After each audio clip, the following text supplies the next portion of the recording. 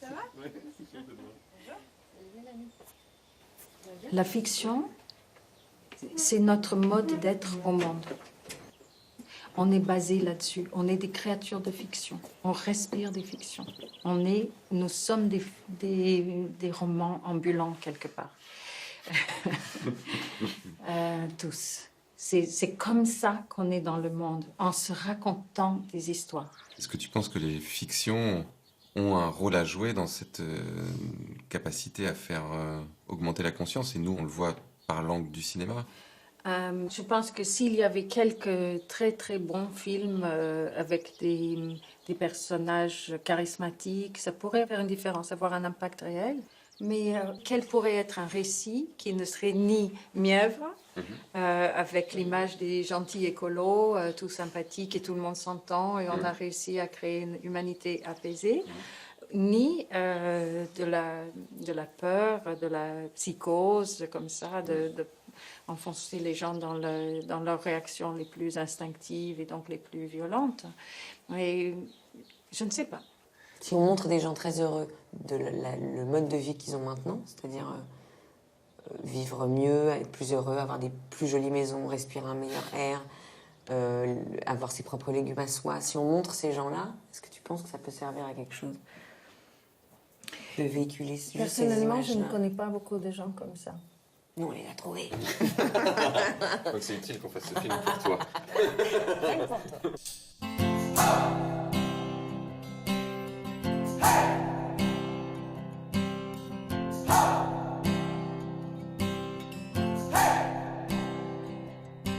C'était il y a 4 ans, avant que ne démarre l'aventure du film Demain.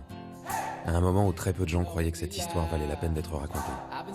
On avait trouvé 10 000 €, prêtés par mon voisin, et on est parti à La Réunion pendant 3 jours tourner les premières images. Au retour, on a fait ce petit teaser de 2 minutes pour montrer à quoi demain pourrait ressembler. Et c'est comme ça que tout a commencé.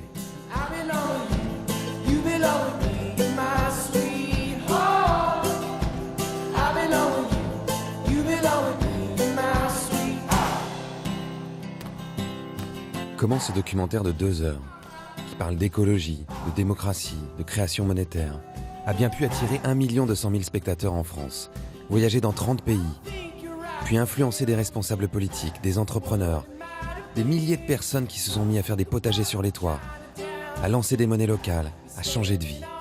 C'est ce que nous avons cherché à comprendre. Et ce que ce succès raconte du pouvoir des films, des récits, des fictions, pour changer le monde.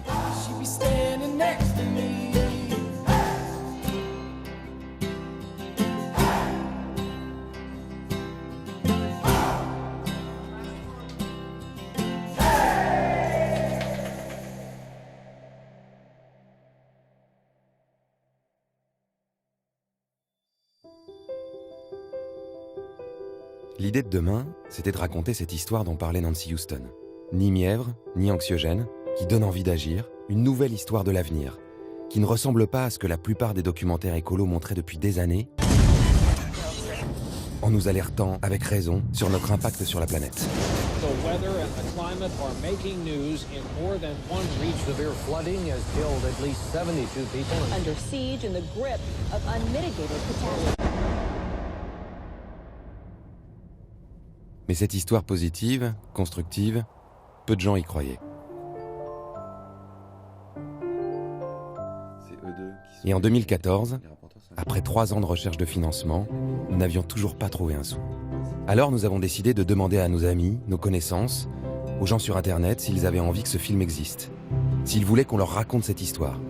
Et pour ça, on a lancé une campagne de crowdfunding. La montre commence à tourner et il faut qu'on arrive à récolter 200 000 € pour que l'aventure démarre.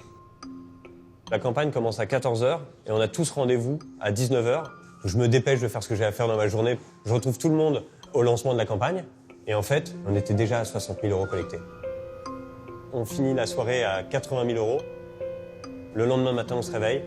On est tellement excités chez KissKissBankBank qu'on rafraîchit tous nos pages d'ordinateur toutes les 2 secondes. Et dès qu'on rafraîchissait, toutes les minutes, 5 000 €, 7 000 €, 10 000 €. Et en 3 jours, c'était 200 000 € qui étaient collectés. L'objectif était atteint. Et donc, il restait 57 jours pour faire encore mieux. Il semblait donc que quelques personnes avaient envie de voir demain. Grâce à elle, on a pu s'envoler vers Détroit et commencer le tournage. Pendant 2 mois, on a parcouru 6 pays en envoyant tous les jours des photos, des petits mots à toutes ces personnes qui nous avaient fait confiance et aux nouvelles qui découvraient la campagne dans les journaux ou sur les réseaux sociaux. Et tous les jours, les dons continuaient à arriver. Le montant collecté en moyenne sur KissKissBankBank, c'est 5 000 €. Sur Demain, il y a plus de 450 000 € qui ont été collectés avec 10 200 personnes. On a explosé toutes les moyennes et tout ce qu'on avait pu voir précédemment sur l'usage du crowdfunding.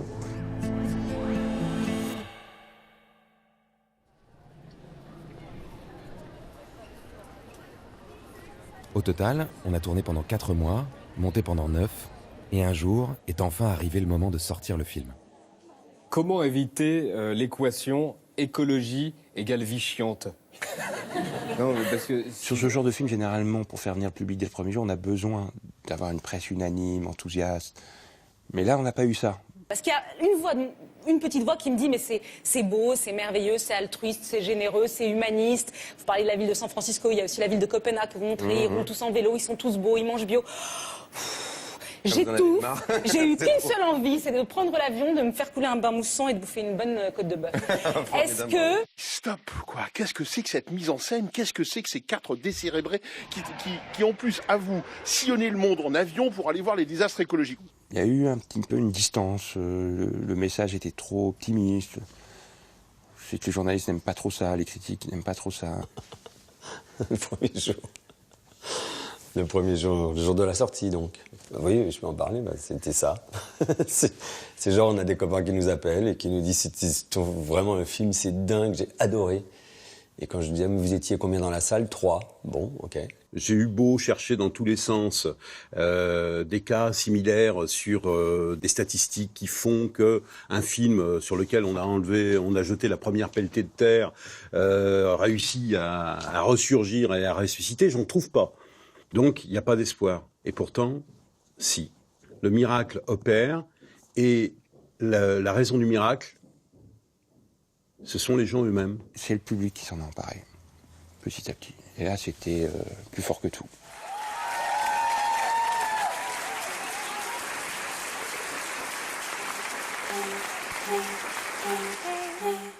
À partir de là, tout s'est emballé. La presse est devenue dithyrambique. On a eu un César. Le film est resté 39 semaines à l'affiche. Il a été vu par plus d'1 million de personnes en France, distribué dans 30 pays. On nous a demandé de projeter le film à Nuit debout, au Parlement européen, et même à l'ONU, à Genève, puis à New York, en présence de dizaines d'ambassadeurs et du conseiller spécial de Ban Ki-moon pour le développement durable. This film, for me, I knew before I saw it that I was going to love it, but I have found it utterly transformative because it presents what world leaders want and which we're all a bit scared about when we talk about it. Demain n'était plus seulement un film, c'était devenu une histoire qui mettait les gens en mouvement. Chaque semaine, on recevait des dizaines de messages de personnes qui nous racontaient ce qu'elles avaient fait après les projections. Bon allez, ça va, ça a marché, ça a embarqué les foules. Mais ils ont fait quoi tous ces gens? Le monde a changé, j'ai loupé un truc là. Elle, c'est Laure. Pendant 15 ans, elle a tenu la rubrique environnement à Libération. Aujourd'hui, elle écrit, fait des documentaires sur le nucléaire, les climato-sceptiques. C'est elle qui m'a fait découvrir l'étude sur l'effondrement écologique au début de Demain, mais elle ne s'en est toujours pas remise. Non mais t'es marrant, c'est bon, pas évident de s'en remettre non plus. Les animaux disparaissent, on va vers 4 ou 5 degrés de réchauffement, on est de plus en plus nombreux, on va simplement plus pouvoir vivre sur cette planète. Alors les solutions proposées dans Demain, pour moi, sont pas du tout à la hauteur. En attendant, elle donne envie à des milliers de gens de se bouger. C'est peut-être un début, non? Ouais, ou un écran de fumée. Je l'aime bien Cyril, hein, mais parfois il prend ses désirs pour des réalités. J'ai voulu vérifier par moi-même si les gens se bougeaient vraiment. Alors j'ai filé à Vienne, une petite ville de 30 000 habitants à une encablure de Lyon. Comme partout en France, Demain avait reçu ici un accueil du tonnerre. La projection avait été organisée par une bande de copains dont certains bossaient à la librairie de la ville et ils s'en souviennent encore. 400 personnes qu'on réservait, 300 personnes refusées. Puis à un moment, il y a je crois que c'est une dame qui lève la main, qui dit bon voilà, moi je veux m'investir, mais je sais pas comment faire. Comment on peut faire? Je sais pas comment faire. Non, c'est pire que ça, Renaud. Et c'est qu'elle lui dit comment, parce qu'il y a eu un tutoiement qui s'est mis en place, mais comment tu vois les choses dans 10 ans? Et là, Cyril, avec son franc-parler, lui dit mais j'en ai rien à foutre de comment on voit les choses dans 10 ans. Qu'est-ce que vous faites demain? Et là, il se retourne vers la salle, il dit mais regardez là, vous êtes 400 ce soir, c'est très simple, vous vous donnez rendez-vous dans un bistrot samedi à 15h. Voilà. Et c'est là qu'Alain Bouvier donc lève la main, il dit bah moi, un client 15h fidèle de la librairie, on se retrouve chez moi à 15h samedi. Et c'est comme ça qu'on s'est retrouvés 4 jours après, quoi. Je me suis bien rendu compte qu'il était très rare d'avoir une mobilisation comme ça en si peu de jours d'autant de personnes. Je me suis rendu compte aussi que c'était beaucoup de personnes, peut-être pour la moitié, qui étaient déjà militants des associations, mais pour la moitié qui n'avaient pas du tout l'habitude de ça. Qui se sont retrouvés là simplement parce qu'ils avaient envie, mais qui ne savaient pas ce qu'ils allaient faire. 2 mois après, on s'est retrouvés 250, je crois, à peu près, pour faire le point et pour lancer vraiment la réalisation concrète des ateliers. Les Viennois sont partis sur les chapeaux de roue. Ils ont essayé de répliquer tout le film dans leur ville. Les incroyables comestibles, la monnaie locale, les pistes cyclables. C'est le passage à l'action qui les intéressait. Et là, ils avaient l'impression que c'était possible de partir de rien et d'avoir une énergie de création. Et ça va pas forcément de soi. Parce que chacun identifie bien ce qu'il peut faire, mais n'identifie pas forcément son action articulée avec celle de plein d'autres qui ont d'autres envies, même si la finalité est un peu la même. 2 ans après, le collectif Demain à Vienne est un peu en souffrance. Et je t'avoue que c'est la déprime. Il reste un sentier botanique,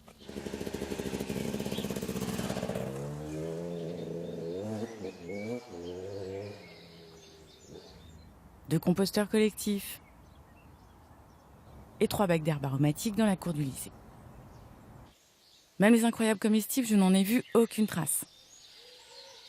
Ou presque. Oh tiens, voilà, si vous voulez des patates, tiens, voilà. C'est quand même pas ça qui reste de Demain à Vienne. Ah, c'est qu'un petit élément, heureusement quand même. Bon, Ceci étant dit, il faut reconnaître que nous ne sommes pas allés au bout de la logique. Si on veut faire évoluer les pratiques, ça nécessite d'élaborer un projet avec les élus locaux. Et là, il faut aller les voir pour leur expliquer, si on veut passer de l'espace privé à l'espace public, pour une réappropriation citoyenne, ça, il y a vraiment un gros travail à réaliser. Et ça, nous n'avons pas su le faire encore. Ok, donc à Vienne, pour l'instant, ça n'a pas révolutionné la ville. Non, c'est un euphémisme. Ce qui serait intéressant, c'est de comprendre pourquoi, et de savoir si d'autres choses ont marché ailleurs. Mais oui, c'est vrai. En Belgique, le mouvement de la transition a explosé. Avant le film, il y avait 40 villes en transition, maintenant il y en a 80. En France, les incroyables comestibles se sont incrustés dans 200 villes depuis la sortie du film. C'est pas mal. Mais tu vois. Enfin, on est d'accord que c'est la chose la plus facile à mettre en place, non? Le plant de tomates sur la place du village. Oui, on est d'accord. Et à la fois, si tu demandes aux gens de commencer par réformer la politique agricole commune, ça marche moins bien. Et puis c'est pas toujours sur la place du village. Là, on est sur un toit d'un centre de courrier de la Poste qui est basé à La Chapelle, dans le 18e. On est sur un lieu où en fait il n'y avait rien avant. Peut-être des petits oiseaux, mais voilà, des antennes téléphoniques et la vue sur le métro de la ligne 2 quand même qui passe. Sophie travaille à la Poste. Depuis des années, elle rêve de faire pousser des légumes sur les toits des centres de tri. Et ça n'intéresse personne. Jusqu'au jour où une de ses collègues lui apporte une place pour une projection demain au siège du groupe. Pendant tout le film, j'ai des battements de cœur, c'est genre la folie, je suis comme ça en me disant mais oh, ça y est, là ils comprennent. Parce que évidemment, moi dans tout ce qu'il y a, je suis un bout de Cyril, je suis un bout de Mélanie, je suis un bout de tous ces projets. J'ai lu Vandana, j'ai lu Rob Hopkins, quoi, voilà. Et pour moi c'est une évidence, et là je me dis, voilà, en fait ils sont tous là, tous ceux qui je dois convaincre sont là. Une semaine après, j'avais un rendez-vous et on me disait, ouais, pourquoi pas. C'est vrai que voilà, ça nous a emballés, il y avait tout cet enthousiasme et toute cette énergie qui, juste les gens, en voyant que c'était possible, je pense que mon projet, ils pouvaient le visualiser grâce au film. J'étais plus toute seule. Et parfois, les planètes s'alignent. La mairie de Paris a décidé de lancer un grand programme d'agriculture urbaine. Ça s'appelle les pariculteurs. Dans ce dispositif, le rôle de la ville est de mettre en relation des propriétaires d'immeubles avec les entreprises ou les associations qui vont, elles, planter des choux sur les toits. Grâce aux pariculteurs, le groupe La Poste avait mis à disposition ce toit-là et on s'est dit, ok, on s'associe en 5 mois. On a installé 53 buts de permaculture sur un toit de La Poste en plein Paris. On a monté 90 tonnes de terre, on a monté des bottes de paille, quoi, voilà. Et on a surtout plus d'une centaine de personnes qui sont là et qui participent. Et on a surtout des postiers sur tout le territoire qui nous appellent. Moi, j'ai des messages. Il n'y a pas une semaine où j'ai pas un message d'un postier qui me dit, tu sais, moi, je suis jardinier, j'aimerais bien faire ça. Et je suis là et je lui dis, vas-y, cherche un endroit.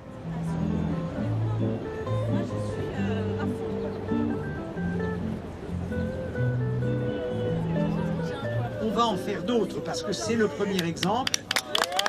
À Paris, et je dois vous l'avouer, Madame l'adjointe à la maire, Monsieur le maire, ailleurs en France, car nous sommes présents, pour ceux qui ne le sauraient pas, dans 17 000 points de contact en France. Donc vous allez répliquer ce modèle sur les 17 000 sites ou... Non, pas sur les 17 000 sites, non. Mais on va regarder où on peut créer ces fermes ailleurs. Et quand est-ce qu'on le décidera? Dans 2 conditions. La première, c'est que les lieux s'y prêtent. Et ça, on doit avoir d'autres grands toits plats. Et la deuxième chose, et surtout, qu'il y ait des factrices, des facteurs, des postiers, des guichetiers, des guichetières, qui soient prêts à prendre les choses en charge, parce que c'est les femmes et les hommes qui réalisent ces rêves-là. Bon, là, ça marche. Ouais, c'est vrai, c'est déjà mieux. Mais pourquoi ça marche? Parce qu'on n'a pas juste une personne pleine de bonne volonté. Elle est déjà dans une entreprise qui a une logistique, une organisation, des moyens, donc ça va plus vite. Et puis la ville de Paris a modifié ses règles d'urbanisme. Enfin, c'est juste un toit, hein, c'est pas ça qui va nourrir les Parisiens. Mais c'est pas le toit qui compte, c'est l'histoire que ça raconte, qui peut donner envie à d'autres gens de faire pareil. C'est ce que nous disait Rob Hawkins dans Demain. I remember somebody once saying that having a vision of something or a story is like you throw a whirlpool in front of you that then starts to kind of draw you towards it.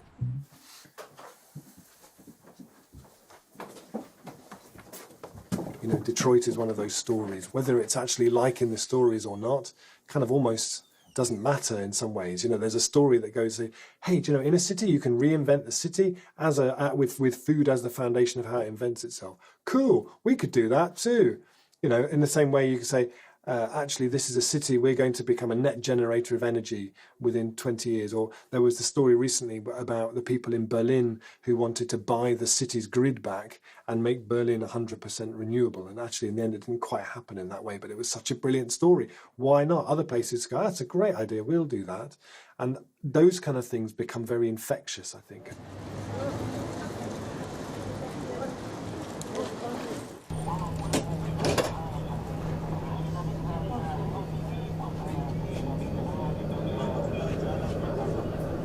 Bon, vous avez vu Demain?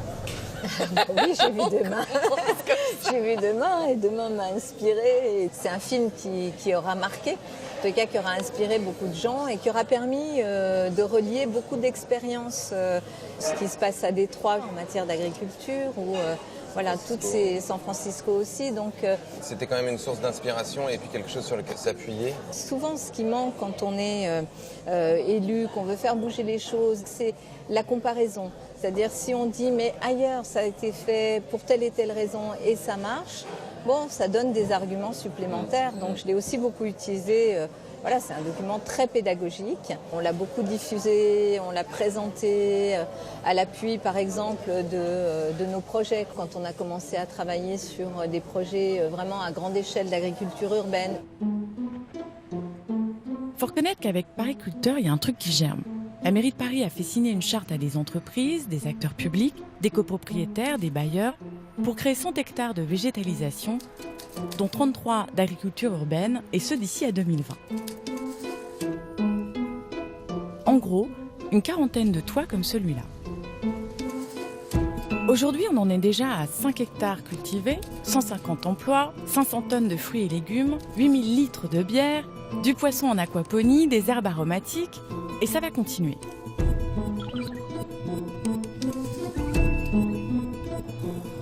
D'abord, on est parti un peu comme tout le monde, des jardins partagés. Puis, dans les rencontres qu'on a eues avec beaucoup d'agriculteurs, je pense notamment aux jeunes agriculteurs, ils nous ont dit « Votre truc, c'est bien, mais ça peut très vite faire projet pour Bobo ». Et on s'est dit, dites-nous comment on peut faire, nous on y croit. Bien sûr que Paris ne va pas être autosuffisant sur le plan alimentaire avec sa propre agriculture, mais est-ce qu'il n'y a pas quelque chose à faire avec vous? Ils nous ont dit, faites comme on fait de l'installation de jeunes agriculteurs pour faire de l'agriculture urbaine, mais avec des professionnels. Et donc c'est ce qu'on est en train de faire. On ne sera jamais dans les échelles d'hectares, c'est pas la Beauce, mais il y a besoin de ceintures maraîchères autour des grandes métropoles pour pouvoir justement alimenter ces grandes métropoles.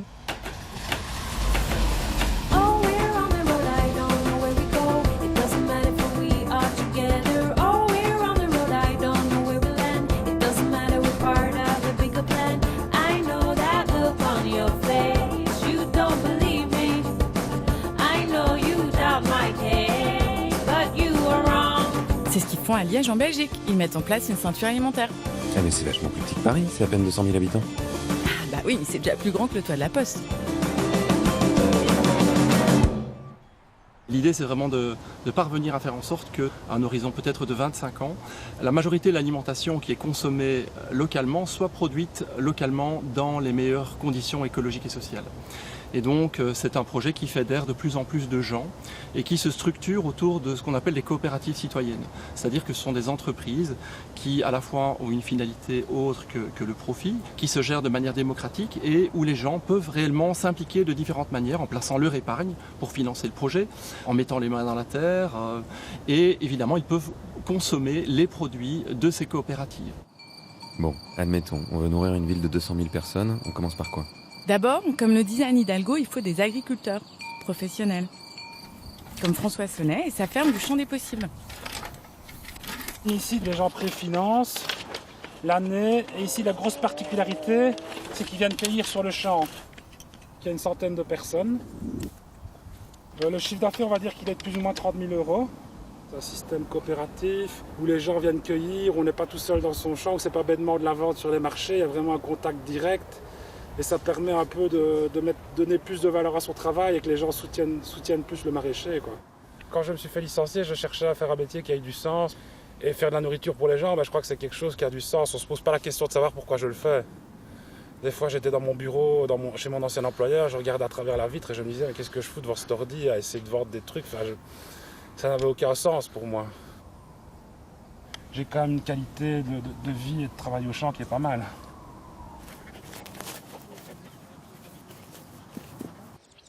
Pour produire en plus grande quantité, il te faut aussi des coopératives, comme celle des Compagnons de la Terre.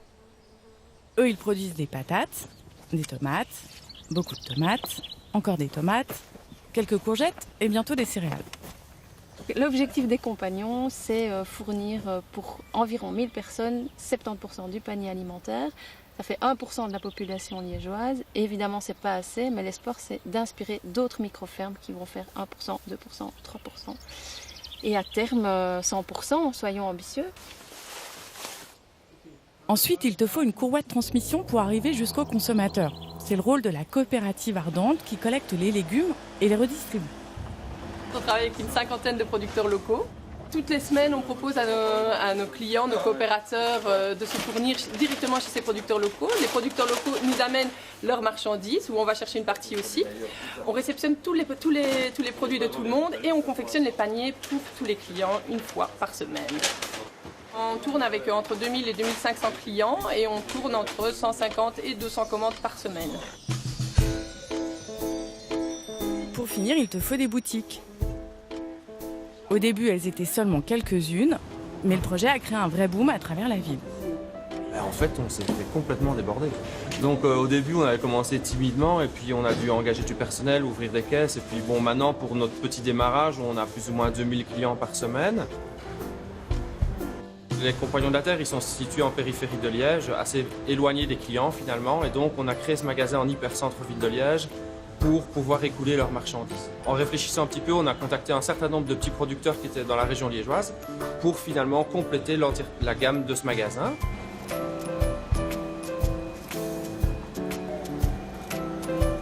Actuellement, on estime que moins de 5% de la consommation locale provient d'une production locale de qualité. Le but de la ceinture alimentaire sur le long terme, c'est d'arriver à atteindre ou dépasser 50% de production locale consommée localement. Et ils vont y arriver à nourrir les Liégeois ? Ouais, c'est bien la question. 5% des habitants, c'est 10 000 personnes, c'est pas énorme. Non, mais ils veulent arriver à 50%. C'est la même histoire qu'à Détroit. Comme quoi, ça se propage. Bah, ils ont dû voir demain.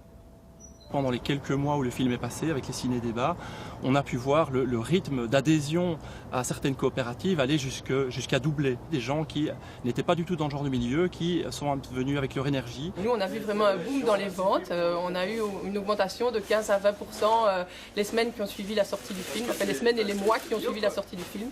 Ça a vraiment fait un effet de prise de conscience pour le consommateur.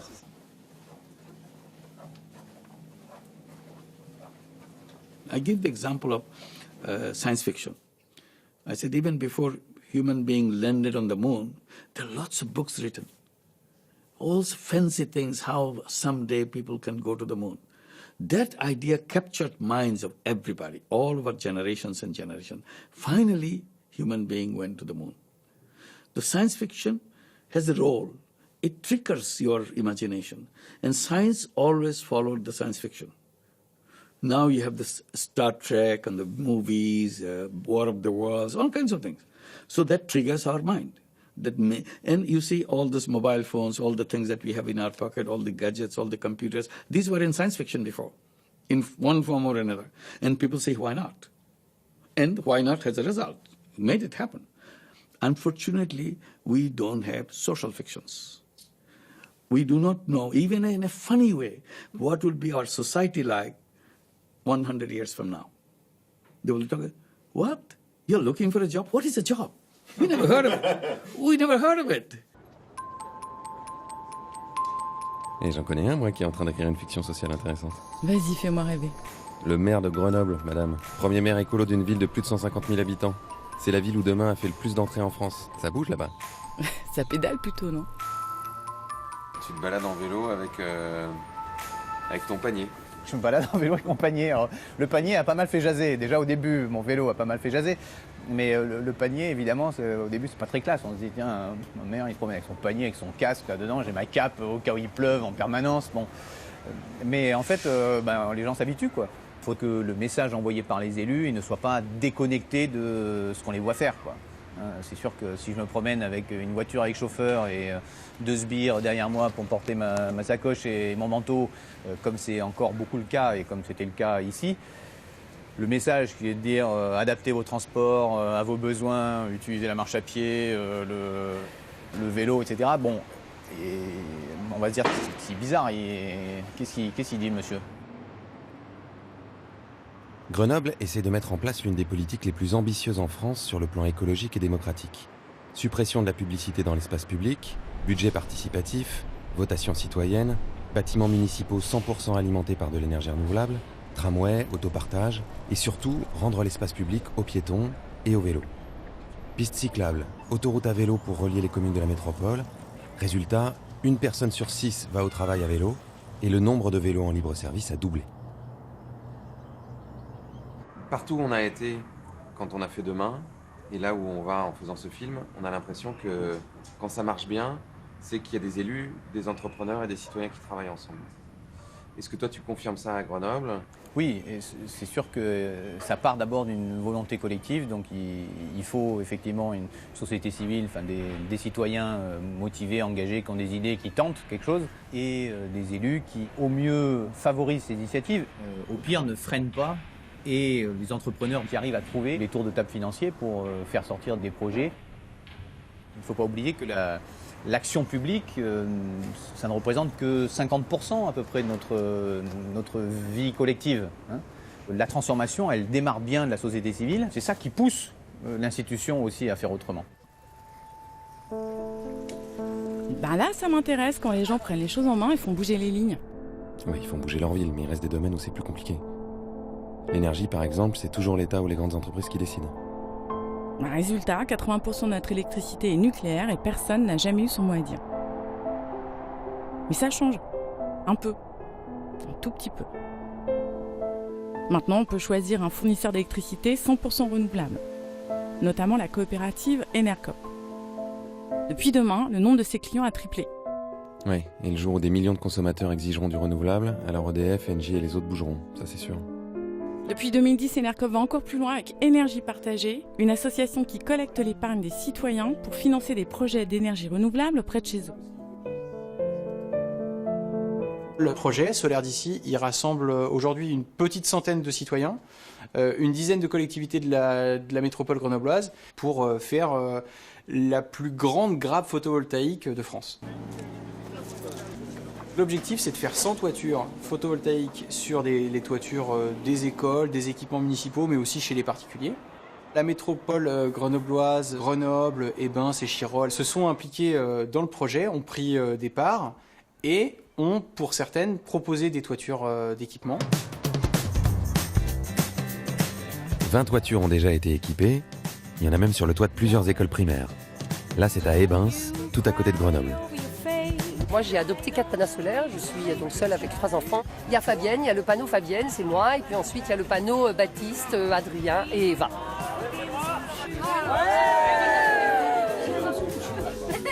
Ces projets, finalement, ils génèrent de l'énergie solaire, mais aussi de l'énergie pour nous tous. Au total, les 100 toitures alimenteront 500 foyers en électricité et les panneaux devraient être installés d'ici 2020. 500 foyers, c'est une blague ? Ben non. Attends, l'énergie que ça procure aux gens, ça je comprends. Mais dans l'ensemble de la production électrique française, c'est quand même pas grand-chose. Il y a 30 millions de foyers en France. Mais c'est toujours pareil, il faut bien commencer quelque part. En Allemagne, aujourd'hui, c'est près de 200 000 foyers qui sont alimentés par des coopératives citoyennes. Et même en France, il y a des projets d'envergure. C'est vrai, il y en a. Pas beaucoup, mais il y en a. En Loire-Atlantique, par exemple.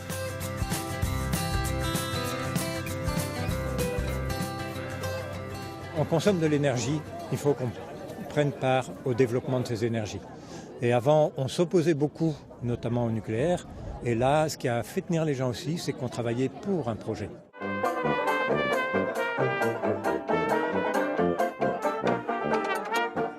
Le projet, c'est une ferme éolienne, soit 5 machines d'une puissance de 10 MW. Elles vont fournir de l'électricité pour 7000 habitants. Là, tu vois, ça ressemble à quelque chose.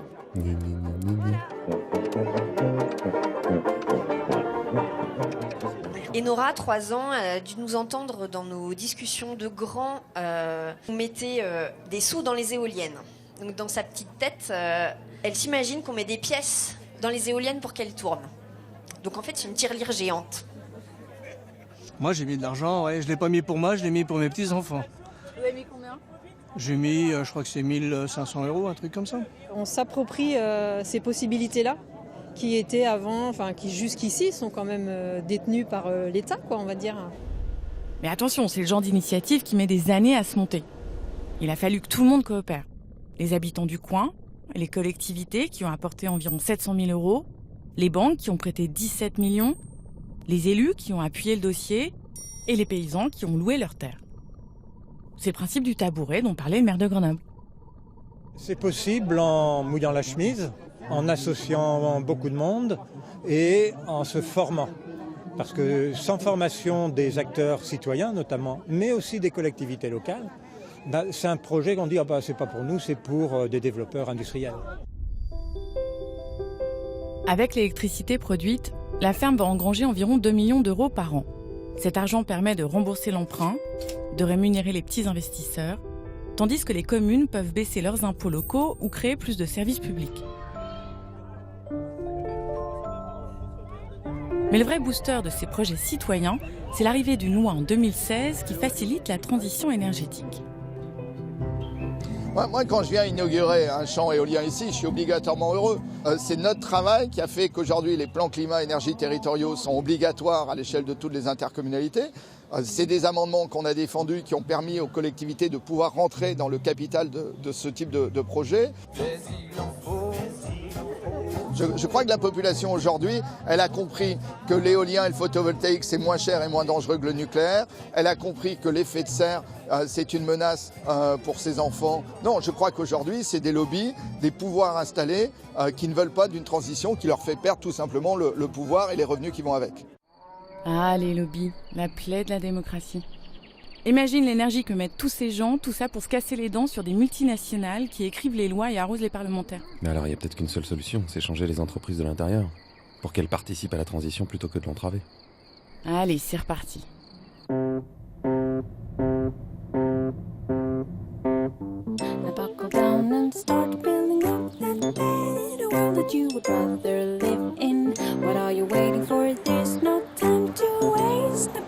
Tu veux une entreprise où tout le monde il est gentil? Eh ben je t'en ai trouvé une dans Lyon. Mobilwood fabrique des meubles en bois pour équiper les épiceries et les boutiques bio. L'affaire est florissante et il flotte dans les bureaux comme une petite atmosphère de bonheur au travail. Ici, on signale dès le matin son humeur de la journée et je n'ai trouvé que des salariés heureux. On dirait que demain, c'est là. Enfin bref, c'est très bizarre tout ça. Moi, je voudrais offrir mes chèques cadeaux à Vianney. Parce que je passe mon temps ces dernières semaines à le déranger beaucoup pour mes problèmes informatiques. Donc merci pour ta disponibilité et ta bonne humeur, Vianney.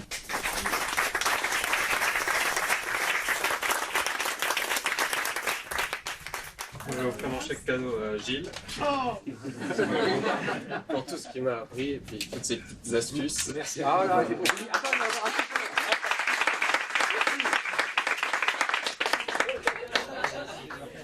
On laisse la parole à tout le monde, on s'occupe les uns des autres, on se remercie.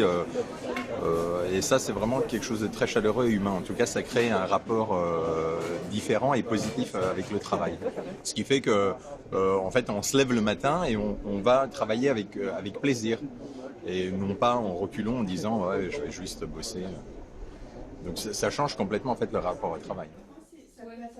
Avant la sortie du film, Mobilwood avait déjà engagé une mutation en changeant son mode de gouvernance.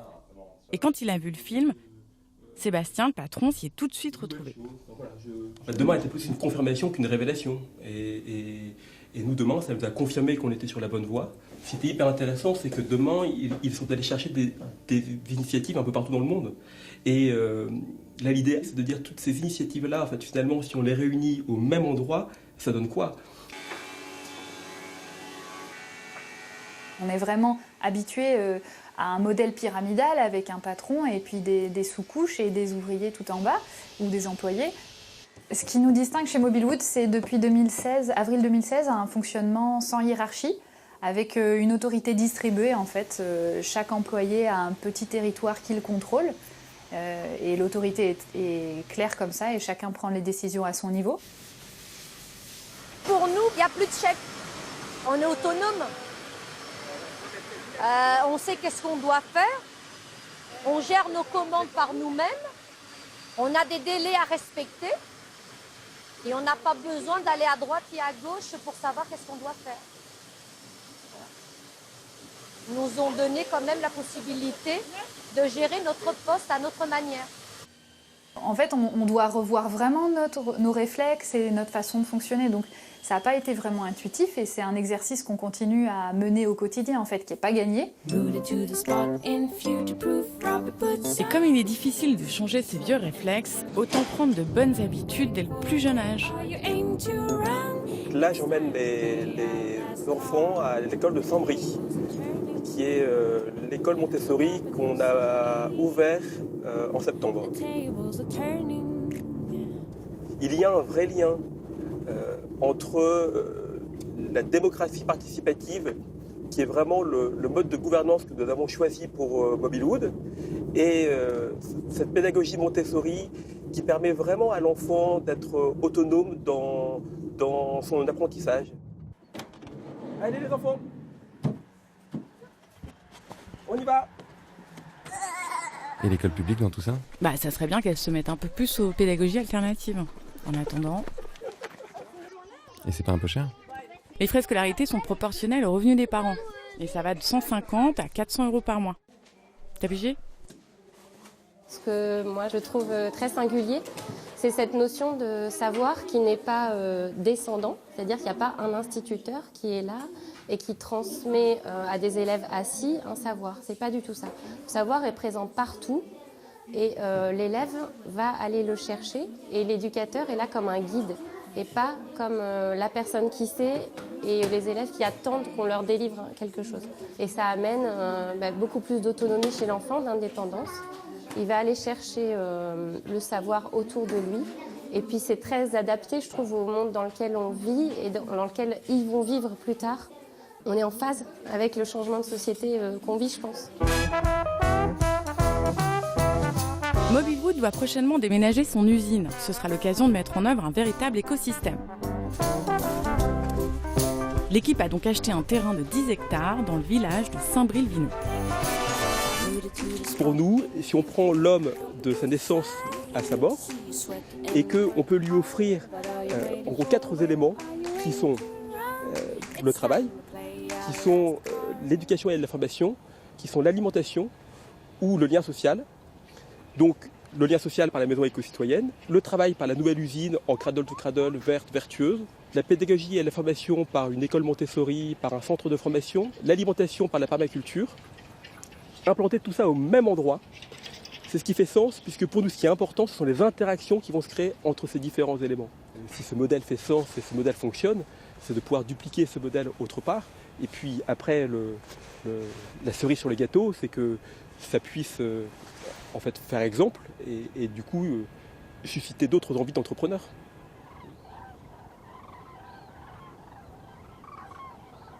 Si Mobilwood souhaite inspirer d'autres entrepreneurs, c'est également une entreprise qui a inspiré Mobilwood. Une entreprise que nous avions visitée, nous aussi, dans Demain. Pocheco fabrique 2 milliards 200 millions d'enveloppes par an, c'est un fait. Ça veut dire plus ou moins 10 millions d'enveloppes tous les jours. Mais l'Internet est en train de nous remplacer tout ça. Donc notre métier est en train de s'effondrer. Il y a un effondrement en cours et il faut qu'on fasse front contre cet effondrement. Donc avec les collègues, on avait 2 options. Soit on se décourage et on laisse tomber, soit on décide qu'avec le peu de résultats qu'on produit, résultats financiers qu'on produit, on va tout réinvestir dans la création de nouvelles activités. Quand Cyril et Mélanie sont venus pour filmer l'usine dans Demain, ils nous ont montré que le métier qu'on fait ici est un métier qu'on peut raconter. Avec Demain, on s'est dit, on peut transmettre la connaissance, on peut même la partager. C'est ce que font Cyril et Mélanie avec le film. Eh bien, si on continuait ça, si on tirait ce fil, cette logique-là, on ne changera pas à nous tout seuls les conditions du monde et l'industrie dans le monde. Mais on peut peut-être travailler avec des équipes qui sont intéressées par les mêmes problématiques que nous et les accompagner. Et c'est comme ça qu'on a décidé de créer le bureau d'études, qu'on a appelé Ouvert. C'est une équipe aujourd'hui de 10 personnes. Donc on travaille avec les entreprises qui nous appellent. On travaille par exemple avec des entreprises un peu partout en Europe, dans plusieurs secteurs d'activité. C'est l'agroalimentaire, ce sont les cosmétiques, c'est l'industrie lourde. Car Ouvert, le bureau d'études de Pocheco accompagne non seulement des petites entreprises comme Mobilwood, mais aussi des entreprises beaucoup plus grandes, beaucoup moins vertueuses, comme la marque Evian du groupe Danone, qui veut atteindre la neutralité carbone en 2020, mettre en place une économie totalement circulaire en 2025 et fabriquer ses bouteilles avec des déchets végétaux. Et son PDG semble lui aussi contaminé par le récit d'un monde qui change. We never saw the consumer as confused. They're lost. Well, the truth is we lost them. We are losing them, literally. They're just getting out of our shops, getting out of our brands, finding their own alternatives. They are going for food without us, without the food industry. That's what is happening. Not only without, but maybe against us. And no surprise that more and more people believe that as other commons, as air, water should be free. If water should be free, why not food? So yes, a revolution is cooking, and the question is, what do we do about this? I think we're coming to the point where we will have to either fight against consumer going after their own food way, or recognize as an industry that its ultimate goal is to serve the sovereignty for people on their food. So why don't we start? Well, with my board consent, I went to the shareholders general meeting of Danone last April to say that we commit as a company to become a B Corp.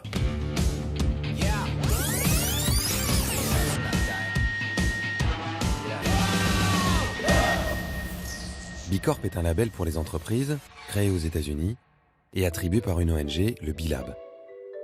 Pour obtenir le label, une entreprise doit respecter des critères environnementaux, sociaux et de gouvernance très exigeants. Matières premières renouvelables ou biosourcées, transparence des comptes, économie d'énergie, bien-être au travail. Ces résultats sont audités et rendus publics tous les 2 ans. Pour l'instant, les B Corp sont surtout des PME très engagées, comme les magasins Nature et Découverte, la Camif, des marques comme Bjorg ou Bonne Terre qui font de l'alimentation bio, les smartphones équitables Fairphone. Danone est la première multinationale qui s'est concrètement engagée à être labellisée.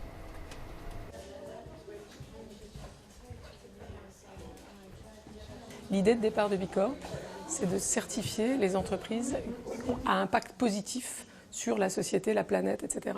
Les entreprises réalisent que ce qu'elles faisaient historiquement dans leur démarche de développement durable, de RSE, etc., qui était je minimise les impacts négatifs de mon activité, minimiser la pollution, les déchets, le risque de travail des enfants dans la chaîne de fournisseurs, ça ne suffit pas, et qu'il va falloir aller vers une contribution sociétale positive. Une entreprise qui vend du gel douche, elle permet aux gens de se laver, mais ce n'est pas de ça dont on parle quand on parle d'impact positif, on parle vraiment de résoudre les problèmes de pauvreté, résoudre le problème d'égalité des chances, résoudre les problèmes environnementaux de manière beaucoup plus proactive que juste mettre des produits sympas sur le marché qui rendent les gens un peu mieux, quoi. Donc oui, du coup, l'arrivée de Danone, mais des grands groupes, on va dire, dans ce contexte-là, est un petit peu surprenant. Pour Utopie, on a 50 salariés, c'est difficile d'être une B Corp, mais c'est dans nos gènes depuis toujours. Ça fait 25 ans qu'on travaille sur ces questions de développement durable. J'allais dire c'est plus facile que pour une entreprise qui n'est pas née là-dessus, même s'il y a historiquement chez Danone le double projet économique et social, mais il y a 100 000 salariés partout dans le monde avec des réglementations différentes, des cultures différentes du monde des affaires, etc. Donc on a décidé de partir sur cette aventure. À l'échelle d'une entreprise qui fait 25 milliards d'euros de chiffre d'affaires, ça fait peur autant aux équipes de B Corp qu'à nous, hein. Mais on y est allé. Dans quelques mois tout au plus, on aura accrédité pas loin du tiers de toute l'activité mondiale de Danone, y compris notre très grosse filiale américaine qui fait 6 milliards de dollars de chiffre d'affaires. Ce jour-là, je pense qu'on aura atteint un seuil de non-retour. Ça veut dire que c'est possible d'être une entreprise internationale de cette taille et de faire partie de la communauté B Corp. Mais ça suppose des transformations qui sont lourdes. Et est-ce que B Corp réussira à garder le pouvoir de changer le monde, et en tout cas la volonté de le faire, et le niveau d'exigence pour le faire, en travaillant aussi avec des grands groupes, ou pas. Et en même temps, le problème de fond, c'est qu'il faut tenter, ça se tente, et évidemment que ce pari-là, il faut le tenter, parce que si on veut, encore une fois, avoir un impact planétaire, on ne peut pas se contenter de changer des petites entreprises militantes, il faut aussi changer les grands groupes. Dans le monde entier, ce mouvement s'est donné la mission de mettre la force des entreprises au service de l'intérêt général, avec l'idée que c'est avec le pouvoir de l'économie que les changements peuvent se faire le plus rapidement. Par exemple, une entreprise qui sert 1 million de repas chaque semaine pour les enfants défavorisés des écoles publiques aux États-Unis, ou un vendeur en ligne de livres d'occasion qui finance les librairies locales et l'alphabétisation, une marque de basket qui a supprimé son budget publicité pour payer 2 fois plus ses fournisseurs de coton bio et ses ouvriers, un moteur de recherche qui replante des arbres à chaque requête sur Internet et en a déjà planté 10 millions. Ou encore une banque qui prête aux plus pauvres et a amélioré la vie de 300 millions de familles au Bangladesh. What we are saying that human beings are not money-making robots. Human beings are a huge, big entity with a combination of many aspects in life. But the theory has cut off other dimensions, kept only one dimension, money-making dimension, selfish dimensions. So we created all this problem. So I'm promoting some other kind of business, business to solve problem. So what we are doing in social business, that we take the objectives of charity, objectives of NGOs, put the business method behind it, and it becomes very powerful. C'est très mignon tout ça, mais aujourd'hui, il y a 2500 B Corp sur 4 millions d'entreprises dans le monde. Donc bon, Et puis quand on vend de l'eau en bouteille ou des yaourts suremballés qui se promènent en camion, ta multinationale, elle change le monde, c'est vrai, mais surtout en le détruisant. Ok, mais enfin que des patrons de multinationales se mettent à dire que les entreprises doivent avoir une mission au service de la société, qu'ils essayent de changer leur gouvernance, leur système de production, de devenir des bicorps, c'est pas un peu le signe qu'une autre histoire est en train de se propager ? Ouais, en attendant, il y a eu plus de 1200 milliards de dollars de dividendes reversés aux actionnaires dans le monde en 2017. Et ce qu'ils veulent les actionnaires, c'est pas vraiment changer le monde, c'est de l'argent. Money is not an objective reality. It has no objective value. You cannot eat it, you cannot drink it, you cannot wear it. But then come along these master storytellers, the big bankers, the finance ministers, the prime ministers, and they tell us a very convincing story. Look, you see this green piece of paper? It is actually worth 10 bananas. And if I believe it, and you believe it, and everybody believes it, it actually works. I can take this worthless piece of paper, go to the supermarket, give it to a complete stranger whom I've never met before, and get in exchange real bananas, which I can actually eat. This is something amazing. You can never do it with chimpanzees. Chimpanzees trade, of course. Yes, you give me a coconut, I'll give you a banana. That can work. But you give me a worthless piece of paper, and you expect me to give you a banana? No way. What do you think I am, a human? Money, in fact, is the most successful story ever invented and told by humans, because it is the only story everybody believes. Donc résumons. Le pouvoir vient de l'argent, l'argent est une fiction. On pourrait donc créer nos propres circuits monétaires et les consacrer à la transition. Bah oui, d'ailleurs c'est un peu ce que font nos petits révolutionnaires en herbe des monnaies locales. Ils veulent reprendre le pouvoir, tu sais. Tout pour eux et rien pour les multinationales. C'est moche. Non mais attends, pour l'instant, les monnaies locales, c'est vraiment rien. Hein. C'est une goutte d'eau dans l'océan des transactions. Ouais, pour l'instant. Le SCO a été lancé en 2013 et quand le film Demain est sorti, la monnaie existait déjà. D'une part, c'était vraiment génial d'avoir un film qui parle aussi bien des alternatives et notamment des monnaies locales. Et je me souviens que quand j'ai vu le film en salle, je me suis dit il faut qu'on montre ça à tout le monde parce que ça fait une présentation des monnaies locales qui est extraordinaire et qui est archi convaincante. Créer une monnaie locale, c'est une façon de s'approprier la monnaie et comment c'est une façon d'exercer un pouvoir, disons, qui est démesuré en quelque sorte. Et ça, c'est vraiment, en termes de symbolique, hyper puissant dans le film. C'est vrai que depuis demain, une dizaine de monnaies locales ont été créées. Au total, en France, on en compte une quarantaine. Notre Bristol à nous, c'est Bayonne et sa monnaie, le SCO. La troisième plus importante en Europe après le Kim Gower en Allemagne et le Bristol Pound en Angleterre. Aujourd'hui, 500 commerces, 150 associations l'acceptent et 3000 personnes l'utilisent. Au total, ça fait quand même 550 000 euskos en circulation. Comme à Bristol, l'idée est de pouvoir investir l'argent dans l'économie locale plutôt que d'enrichir les multinationales. Ici, on a la chance d'être sur un territoire avec une identité forte, qui est dynamique, où les gens ont l'habitude de s'impliquer, de travailler collectivement. Au-delà de l'implication militante, il y a une habitude, disons, du travail collectif pour faire vivre son village, son territoire. Il y avait quasiment 200 commerçants, par exemple, qui, avant même d'avoir vu un seul billet, ont dit « Banco, moi je rentre dans le projet ». Donc ça donne aussi un élan et une dynamique au lancement.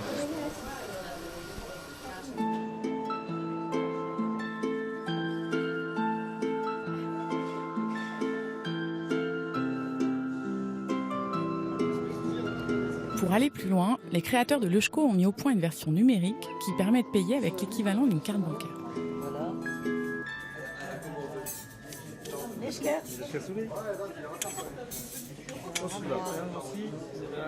En payant en Eusko, on fait d'une pierre deux coups. Quand quelqu'un change 100 € en Eusko, ces 100 € sont immobilisés dans une banque locale qui va s'en servir pour garantir des prêts solidaires. Donc ces 100 € sortis d'une banque classique vont créer 100 Eusko à dépenser localement et 100 € de prêts pour les entreprises et associations du Pays Basque. C'est une photo. Dans son café où les clients le payent parfois en Eusko, China recycle à merveille la monnaie locale. Nous, une fois que le brasseur est rentré dedans, fournisseur de bière, de vin, de tchakoli, de chagarno, voilà, on arrive à trouver des fournisseurs qui utilisent le SCO, qui prennent le SCO, et donc voilà. Et nous-mêmes, une partie de nos salaires, on se les verse en SCO. Hein. C'est-à-dire combien? Bon, ça va, 10% du salaire en SCO, et du coup, après, tu fais tes courses en SCO. Le domaine public, nos terrasses qu'on paye à la ville, moi j'aimerais pouvoir le payer en SCO, puisque la ville est partenaire de l'ESCO aujourd'hui. Enfin, Voilà, ça c'est un cercle vertueux. Malheureusement, il ne concerne qu'un petit pourcent de la population. Pour aller plus loin, il faut multiplier les biens et services payables avec la monnaie locale. À Bayonne, on peut désormais payer l'entrée de la piscine ou l'adhésion à la médiathèque en eusko, sauf qu'il y a un hic. Aujourd'hui, on se retrouve dans une situation où la ville de Bayonne se trouverait à avoir encaissé des eusko et de ne pas pouvoir dépenser ces eusko. Donc la mettant dans l'obligation de transformer ces eusko en euros, c'est-à-dire de casser le système circulaire qui a été voulu par la loi. Cette loi votée en 2014 autorise l'utilisation des monnaies complémentaires si elles sont émises par des entreprises de l'économie sociale et solidaire. Grâce à la loi, le nombre de monnaies locales en France a doublé. Le paiement a été effectué avec succès. Ah, bien joué, félicitations. Merci à toi.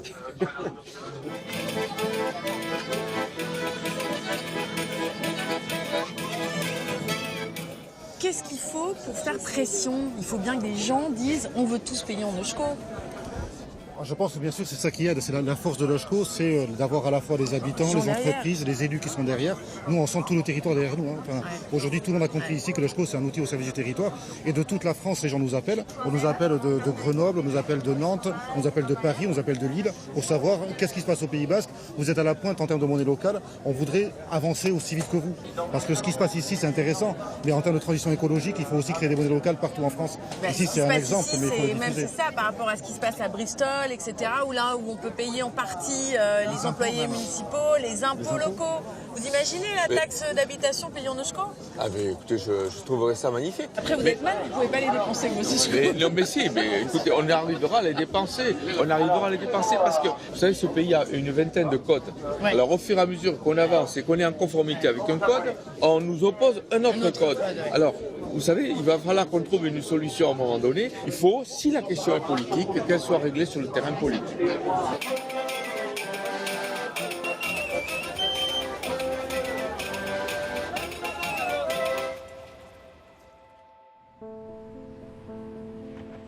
Donc à Bayonne aussi, on a une coopération entre citoyens, entrepreneurs et élus locaux.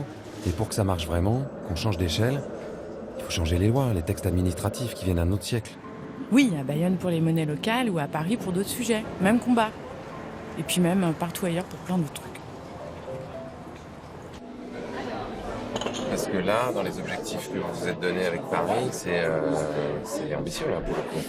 Bien sûr, c'est très ambitieux. L'idée, c'est d'arriver en 2050 à neutralité carbone. C'est d'arriver en 2030 à plus de moteurs thermiques dans Paris. 2024, fin du diesel à Paris. C'est aussi passer à 100% d'énergie renouvelable. C'est aller vers une ville zéro déchet. En attendant, c'est le bordel à Paris. Il y a un paquet de râleurs. Ouais, comme à Copenhague quand ils ont limité la place des voitures, et comme à peu près partout où ils ont fait la même chose. On râle, et après, on veut plus revenir en arrière. Dans ce contexte-là d'échelle locale, de quoi ont besoin les élus pour pouvoir surmonter les obstacles qu'ils ont? On a besoin de lois qui permettent justement de donner la priorité à ces changements-là, c'est-à-dire que toutes les strates de lois cumulées... Je vous donne un autre exemple.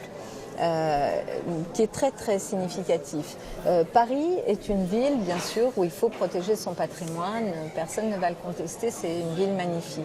Ce patrimoine est décrit comme étant minéral, d'accord ?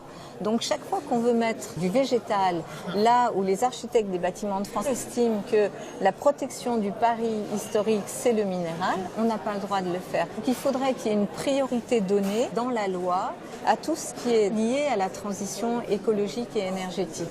Today, what is happening, individual persons are so technologically oriented, technologically connected, and using their creative power, they are moving faster than the government. Government machinery is a slow machinery by its own nature, because it has to create a bureaucracy, it has rules, and those rules become obsolete, but they don't realize it. But the human being is moving on. So there's a mismatch of speed. So gradually maybe the distance will be created between the government and the society. So we have to reconceptualize government, how to adopt that speed and quickly redesign, re-engage itself to address the problems that we see. J'ai des leviers, évidemment, en étant ici, mais ce sont des leviers qui parfois se heurtent ou à d'autres leviers ou à d'autres verrous. Je prends un simple exemple. On pense qu'un ministre, de son bureau, il prend des décisions, etc. Mais le pouvoir que tu as se heurte immédiatement toujours à une forme de contre-pouvoir. Ce qui fait le charme, les délices, et parfois le côté exaspérant de la démocratie, mais je dis ça évidemment sans aucun cynisme, ça fonctionne presque trop bien. Parce que parfois, j'ai l'impression que la démocratie, c'est aussi l'addition des intérêts particuliers. Bon. Et que faire avancer l'intérêt général est parfois difficile. Et puis, on se heurte encore une fois au court terme et long terme. Si on met comme paramètre unique le paramètre écologique qui est du long terme, mais il faudrait arrêter un certain nombre d'activités industrielles tout de suite. Il faudrait arrêter certaines pratiques agricoles tout de suite. Il faudrait immédiatement arrêter l'utilisation de produits chimiques tout de suite. Les résistances sont vraiment trop fortes. Regardez sur la place de la voiture en ville, les résistances sont terribles. On a besoin d'alliés, parce que si on n'a pas d'alliés, ça va être très très difficile. Les alliés, c'est d'abord les citoyens qui doivent vraiment se rendre compte que il y a des groupes de pression extrêmement puissants. C'est quoi, les lobbies lobby du diesel, très puissants. Moi, ils sont venus me menacer, donc je sais ce que c'est. On n'arrivera pas à changer vraiment, à aller plus vite vers un changement de modèle qu'il nous faut, vers lequel il faut aller, si on n'embarque pas tout le monde avec nous et si ce n'est pas les gens qui poussent. Il n'y a pas 1 million de gens qui descendent dans la rue pour demander qu'on mange bio. Il n'y a pas 1 million de gens qui descendent dans la rue pour dire arrêtez avec les énergies fossiles ou mettez-nous une taxe sur les transactions financières. Et pourtant, je suis sûr qu'il y a des millions de gens qui, individuellement, aspirent à ça.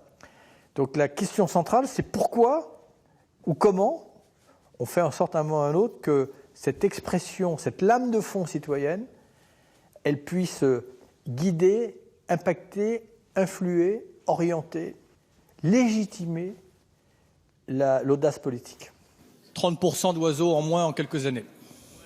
80% d'insectes en moins à l'échelle européenne.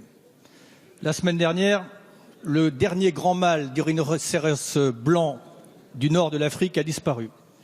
Moi, ça ne provoque pas de la peine, pas de la colère, de la honte. De la honte de savoir que derrière la 6e extinction de la biodiversité, la responsabilité, c'est nous. Et que plus l'on réduit la biodiversité, plus l'on réduit nos options pour faire face à l'avenir. Il y a des tragédies invisibles et silencieuses dont on s'accommode tous les jours. Eh bien, je vous le dis, tout seul, je n'y arriverai pas. Oui, je vais vous présenter un plan biodiversité dans les semaines qui viennent, qui va succéder à la stratégie de la biodiversité. Mais très sincèrement, tout le monde s'en fiche, à part quelques-uns.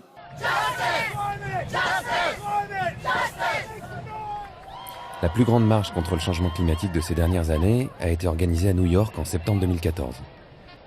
Malgré le battage médiatique et la kyrielle de stars du cinéma américain qui avait pris la tête du cortège, elle a rassemblé seulement 300 000 personnes. Les 28 et 29 novembre 2015, juste avant le sommet mondial sur le climat à Paris, 2300 marches ont été organisées dans 175 pays et ont rassemblé au total 700 000 personnes.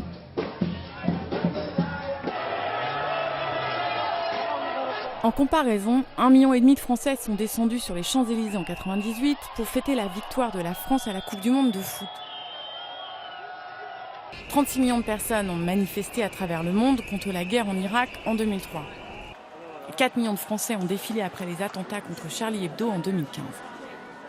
Oui, mais ce qui fait descendre les gens dans la rue, c'est souvent une émotion, euphorique ou tragique. Mais qu'est-ce qui nous manque pour qu'on ait cette foutue émotion pour le climat ou les espèces qui disparaissent ? Une catastrophe. Et encore, ça suffit pas toujours. Il vaudrait mieux apprendre à travailler ensemble avant que le pire n'arrive. Et comment on fait travailler les gens ensemble, monsieur je sais tout et tout va bien se passer ? all the huge achievements of humankind throughout history, whether it's building the pyramids or flying to the moon, have been based not on individual abilities, but on this ability to cooperate flexibly in large numbers. Is how exactly do we do it? We can cooperate flexibly with countless numbers of strangers because we alone, of all the animals on the planet, can create and believe fictional stories. And as long as everybody believes in the same fiction, everybody obeys and follows the same rules, the same norms, the same values. Non mais ils vont en venir où avec ces histoires? Nos conditions de vie sur Terre sont en train de se transformer radicalement, et ça c'est pas une fiction. Il dit la même chose que Nancy Houston ou Mohamed Younous, que tout est histoire. L'argent, les régimes politiques, les religions, les constructions sociales.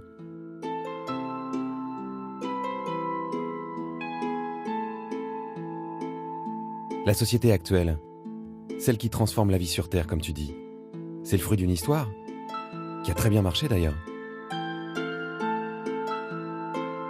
Un jour, on trouve normal que les hommes soient supérieurs aux femmes, que les blancs soient supérieurs aux noirs, et un autre, on change d'histoire. Et ça embarque des millions de gens. Ça fait changer l'histoire. I have the pleasure to present to you Dr. Martin Luther King, Jr.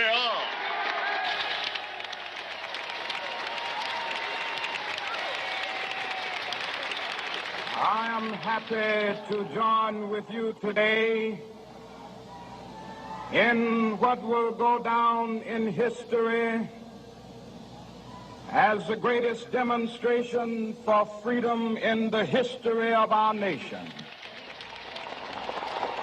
Now is the time to make real the promises of democracy.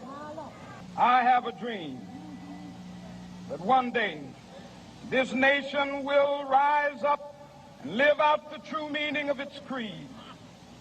We hold these truths to be self-evident, that all men are created equal. I have a dream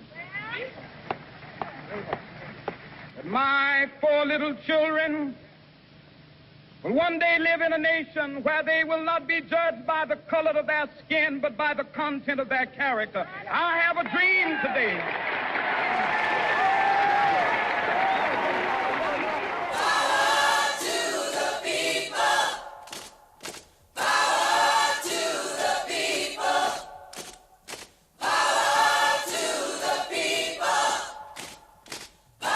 Un an après ce discours, une loi a enfin été votée interdisant la ségrégation contre les Noirs. Dans les années 70, en France, les luttes portées par les 343 salopes, les intellectuels, les militantes, les femmes de tous horizons, ont permis d'envisager l'égalité entre hommes et femmes et ont conduit à la loi légalisant l'avortement. En Inde, Gandhi a permis à des centaines de millions d'Indiens de croire qu'ils pouvaient chasser l'Empire britannique. En Afrique du Sud, Nelson Mandela a ouvert le rêve d'un pays multicolore. De tout temps, des histoires ont façonné la politique, l'économie, les droits.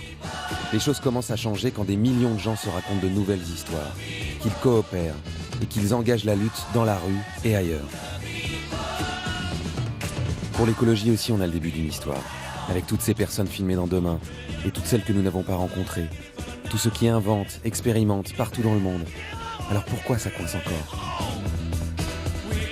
Il y a beaucoup de gens sur cette planète qui se racontent des histoires différentes. Ceux qui ne croient pas que le climat change, que l'énergie va manquer ou que les ressources s'épuisent. Ceux qui croient que l'humain est supérieur à la nature. Ceux qui croient que la technologie va nous sauver. Ceux qui croient au capitalisme triomphant, au consumérisme, au bonheur par et grâce à l'argent. Et puis comme disait Jean-Yann, tout le monde veut sauver la planète, mais personne ne veut descendre les poubelles.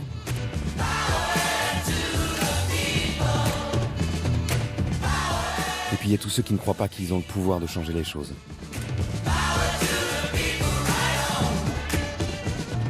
Pour l'instant, il n'y a pas une histoire qui donne l'élan à tout le monde de se mobiliser pour sauver notre espèce. C'est peut-être cette histoire qu'il faut écrire. You know, we can so easily get into thinking those people need to to change and they need to do this, and we put so much of our energy in, why aren't they doing this, and you have to do that, and we'll campaign to make you do that. But actually, I think there's another way of doing it where actually we just say, you know, you do what you do. Actually, outside, all over the world, people are just getting on and living as we need to in order to stay below 2 degrees. And in doing so, they're making more friends, they're having more fun, they're creating new enterprises, they're eating better food, they're having better parties, they're drinking better beer, they have lower energy bills, they feel part of something historic that's moving around them, having a great time. Actually, you do what you want to do. Actually, you know, you could get behind this. You could get behind it and support it. You could put your energy, you can put your shoulder to help me make this happen. But it's happening anyway. Like I said, it's a quiet revolution, and it's happening everywhere. And actually, come on in, be part of it. Start looking around, you will get it, all the omens, all the signs. Can't leave, you can't change for the better, make some good things down the line. For tomorrow will reap what we sow today. Tomorrow will be if we change.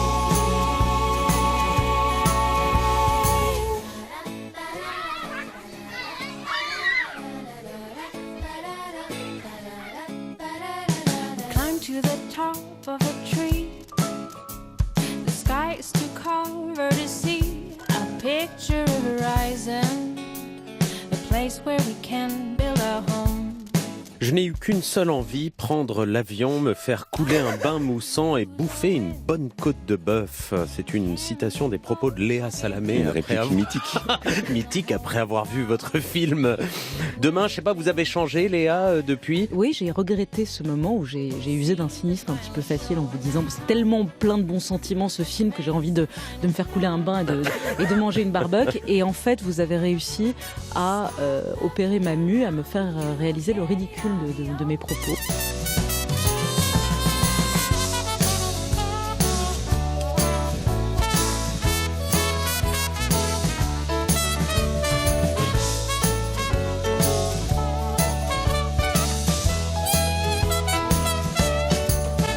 Voilà, c'était donc après-demain, 3 ans après le formidable succès de Demain. Très intéressant, vous l'avez vu, de voir ce qui a marché, fait des émules, ou au contraire, ce qui n'aura été qu'un feu de paille.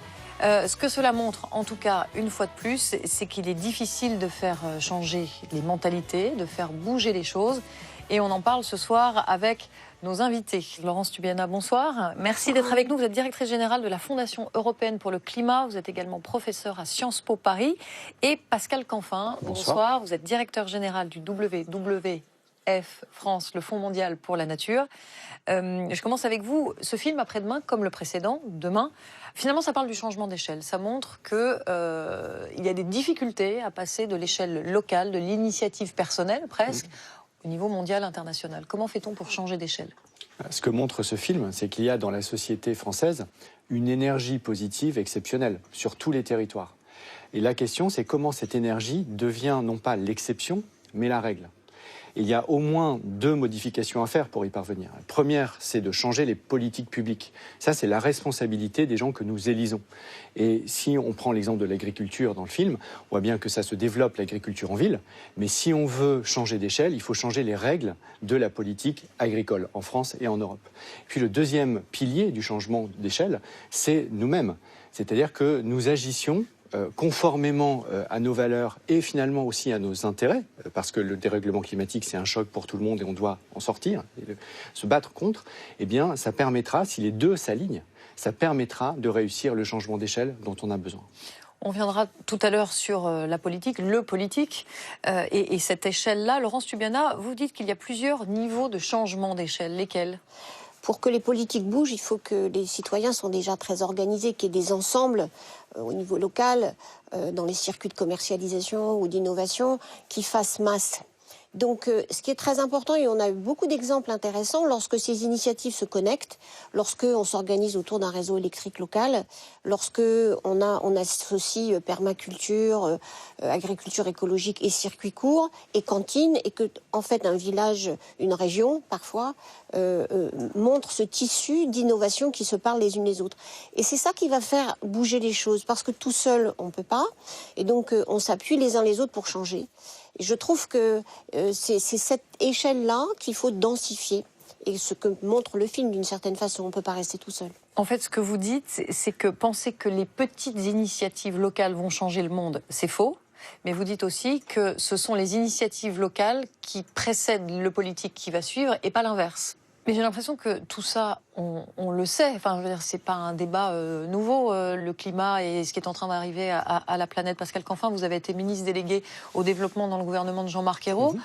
Qu'est-ce qui bloque chez nous? Qu'est-ce qui bloque les politiques publiques? Qu'est-ce qui fait que l'essai n'est pas transformé par le politique? Pourquoi ça ne se fait pas? Alors qu'on sait tout ça, au fond. La société est en avance sur le politique. Et effectivement, je pense que le politique va suivre. La question, c'est les lobbies.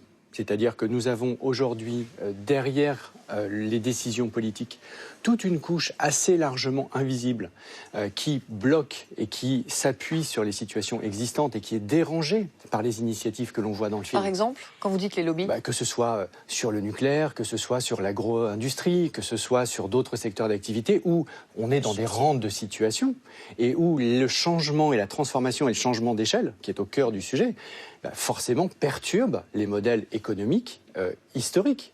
Donc forcément, c'est un rapport de force aussi. Et donc c'est pour ça qu'il faut s'agréger, c'est pour ça qu'il faut se fédérer, que tous les acteurs de ce changement doivent agir ensemble pour avoir une chance de gagner. Pour que les politiques deviennent réelles, c'est ça? Oui, et au fond, parce que ces résistances, elles sont normales. Les gens ne veulent pas perdre leur situation acquise, ils ne savent pas très bien où est-ce que ça va. Donc l'inertie bloquée, c'est quelque chose de tout à fait compréhensible et normal. La question, c'est de faire les bascules et les batailles. Et c'est des batailles. Je crois qu'on ne peut pas penser que tout se passe facilement et sans conflit. Mais en même temps, il faut toujours montrer la sortie. Comment est-ce qu'on pourrait changer? Je prends l'exemple de ce sujet des transports et des voitures qui est si d'actualité en France aujourd'hui, mais bien dans bien d'autres pays. L'idée qu'on peut aller vers des véhicules complètement propres et peu consommateurs d'énergie en général et pas du tout de fossiles, c'est quelque chose sur le secteur automobile, il est déjà organisé pour ça. Mais en même temps, il cherche à gagner du temps. Et évidemment, les politiques essaient toujours de regarder si est-ce qu'on peut y aller, est-ce qu'on peut les pousser un peu plus loin. Et c'est là que les citoyens, la communication est tellement importante pour faire comprendre à ceux qui résistent que le moment est arrivé d'arrêter de résister. Et par exemple, dans le secteur automobile, on est exactement dans ce moment-là. Lorsque ceux qui protestent aujourd'hui sur les prix de l'essence se rendent compte que l'air dans leur voiture est plus pollué même que dehors, que leurs enfants souffrent de ce qu'ils sont en train de faire ou de vouloir continuer à utiliser l'énergie fossile dans leur voiture, je pense que la bascule, elle peut se faire. Et à ce moment-là, on aura des bornes de recharge électrique, on aura des solutions, on aura des investissements dans les infrastructures.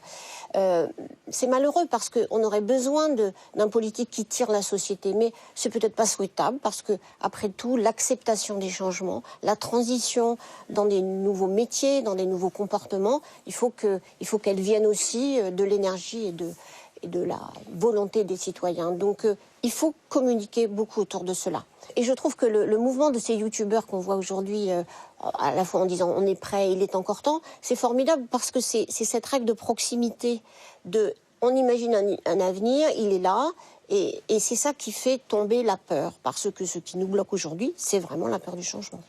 Mais ce qui est important de bien comprendre, c'est que l'alerte, elle est généralisée aujourd'hui. La question, c'est les solutions. Et il y a 10 ans, on n'avait pas toutes les solutions. On ne savait pas faire de l'agriculture en permaculture. On ne savait pas forcément faire de la mobilité décarbonée. On ne savait pas faire de l'agriculture bio à grande échelle. Aujourd'hui, on sait tout faire. On sait faire des maisons qui ne consomment pas, voire qui produisent au contraire de sa propre énergie. On sait tout faire. Mais ça ne fait pas encore système. Et ce qu'on voit dans le film, c'est que ça reste éparpillé. Et donc la responsabilité du politique aujourd'hui, et de quelques grandes entreprises également, c'est de partir de cette énergie, de ces solutions, et d'en faire un nouveau système, un nouveau mode de développement, sachant que nous n'avons pas la vie devant nous. Ce que les scientifiques nous disent, c'est qu'on est engagé dans une course contre la montre, et donc il faut aller relativement vite. Mais pour que ça aille vite, il faut que ça soit évidemment acceptable par l'ensemble de la société. Donc par la partie qui la tire, ça c'est facilement acceptable, puisque au contraire, elle est émettrice et productrice de solutions, mais il faut aussi faire tout le pilier d'accompagnement social, et c'est les deux piliers, la transformation tirée par les innovateurs et l'accompagnement social qui fera qu'on aura ce changement à grande échelle à partir des solutions qui existent déjà aujourd'hui. Vous avez compris la démission de Nicolas Hulot quand il a dit, au fond, alors il avait peut-être aussi des raisons autres, en tout cas les raisons publiques, c'était que il se sentait très seul, qu'il était justement incapable tout seul, lui, de faire basculer vers le changement d'échelle, et qu'il sentait que finalement il y avait une grande inutilité à se battre tout seul avec ses petits points. Qu'est-ce que vous en avez pensé ? Le contrat qu'il avait quelque part passé avec le président de la République, c'était précisément qu'il aurait la capacité de piloter ce changement d'échelle. La réalité, au bout d'un an d'exercice du pouvoir, c'est qu'il n'était pas en capacité de piloter ce changement d'échelle, parce que fondamentalement, il a eu le sentiment que ce n'était pas la volonté du gouvernement. Donc il a préféré se retirer. Je crois qu'il n'était pas si seul que ça, mais le pouvoir isole, et en plus on a tout un ensemble de contrepoids qui font qu'on ne peut pas avancer. Mais en fait, il n'est pas seul, et c'était d'ailleurs formidable de voir beaucoup de manifestations qui se sont déroulées après son départ pour dire ces marches sur le climat qui maintenant se déroulent tous les mois en France et dans le monde. Encore une fois, la base sociale que Nicolas Hulot réclamait, bien sûr qu'il faut montrer à un gouvernement qu'on a des gens derrière soi qui sont prêts. Donc peut-être que les manifs ont été un petit peu trop tardives, mais je pense qu'il n'était pas seul. Il n'est pas seul. Laurence Subiana, vous connaissez l'application WAG ? Oui. Pascal Canfin, en fait, voilà, l'application WAG, vous m'avez dit c'est pour rendre visible ce qui est invisible aujourd'hui. Elle est vraiment née, l'idée de l'application WAG est vraiment née après avoir vu Demain. Après avoir vu le film Demain, ouais. Où je me suis dit, mais au fond, lorsqu'on a vu ce film, on est plein d'énergie, et plusieurs millions de Français ont été remplis de cette énergie. On rentre chez soi, et finalement, qu'est-ce qu'on fait ? Quel collectif on rejoint, quelle communauté on rejoint pour agir ensemble ?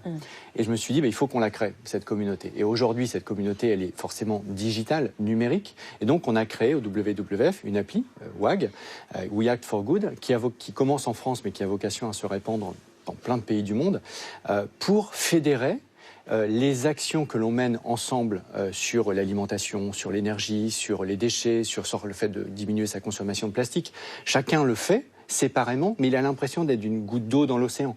Si tout d'un coup, on le fait tous ensemble et qu'on s'aperçoit qu'on est plusieurs millions à faire le même geste en même temps, ça prend évidemment une autre dimension individuelle, et puis ça prend une autre dimension collective, parce que ça rend visible ces actions individuelles qui, évidemment, ne le sont pas. Et donc cette application, aujourd'hui, elle a déjà été téléchargée par plusieurs centaines de milliers de personnes. Ça prouve que, alors que nous l'avons lancée il y a quelques semaines, ça prouve qu'il y a une appétence, qu'il y a une envie d'avancer. C'est ces énergies que cette application fédère. Merci beaucoup à tous les deux d'avoir été avec nous ce soir dans Infrarouge. C'est la fin de ce numéro, mais votre soirée documentaire continue sur France 2 avec un film extraordinaire, Grizzly Man de Werner Herzog. Très bonne fin de soirée sur la 2, à bientôt.